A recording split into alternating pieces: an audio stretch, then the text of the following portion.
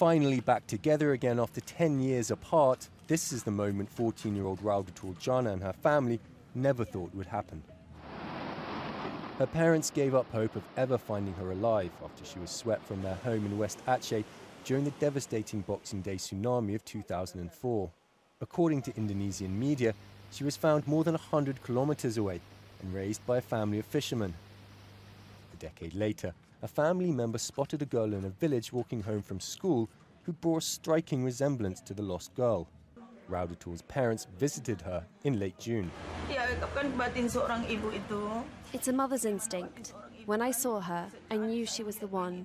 And we also saw her photos from childhood when we picked her up. That's her. A remarkable reunion for one little girl and her family, but one tempered with sadness. One of Raudatul's brothers, who disappeared when the tsunami struck, is still missing.